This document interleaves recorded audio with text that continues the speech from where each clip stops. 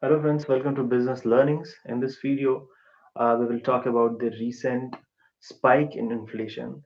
More than 7% of inflation was observed in December 2019, and this was a high of about 5 years. So, how is it going to impact the economy? How is it going to impact the stock market? We will try to understand these factors in this video. Okay, so let's start the video. Uh, First thing, the inflation is primarily this December 2019's inflation.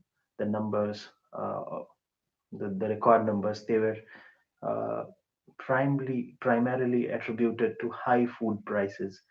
So the food inflation was about 14%, and the out of the food inflation, especially the inflation in vegetable prices, went up to approximately 60%. So, that was the main reason for the prices to shoot up. And why did vegetable prices go up? Main reason, onions. So you must have came across all those memes sharing across on social media, and must be aware that onion prices, they reached up to 150, 160 rupees per kg, a record in itself. So this really pushed up the prices of an average plate that of food that you eat. So this was a primary contributor to rising inflation. Uh, the good thing is, we are expecting a good crop. Indian farmers are expecting a good crop.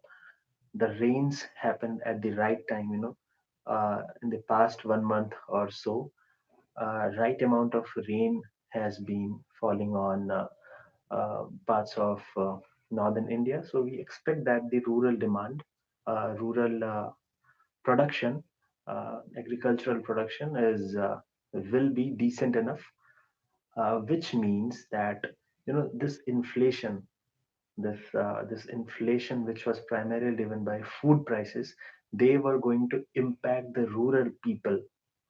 So if the crops are better, then the rural people will have enough money to um tackle, to spend on their daily necessities, food, shelter, etc. And since a major part of a rural India's income is attributed to food, that's why uh, the consumption is, of course, going to take a hit. Uh, the marginal consumer that we talk about, that we usually talk about in economics, the one who consumes all of what he produces in a day, uh, they typically belong to rural areas because their incomes are way low, and they end up spending whatever they have earned throughout the day. And most of those spendings are done on food items, food and fuel, majorly speaking. So demand in the rural sector is going to take a hit if inflation takes a shoot up, if inflation rises up. And yes, due to the rains, due to the right amount of rains, and the right amount of expected right amount of crops and a good harvest, we are expecting that this inflation will fall down, because if we have good enough crops, the prices will automatically come down, right? So the problem seems temporary, personally, from my own perspective.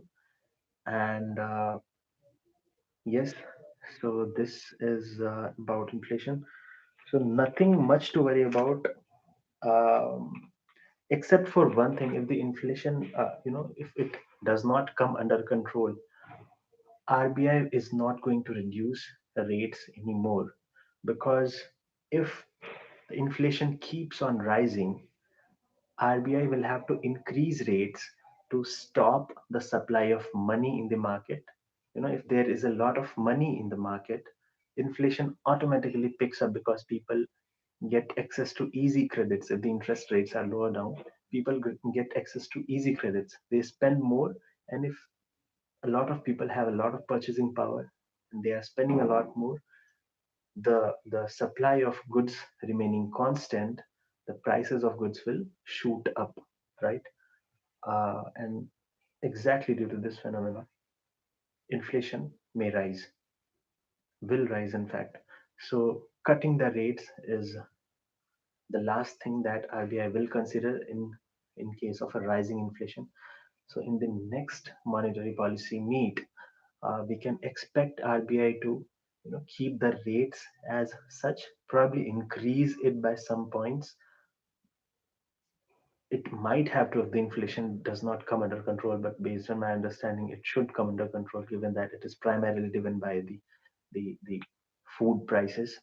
So yes, this is another impact. And if the rates go high, you automatically uh, people if the rates go high, the share market will see an impact.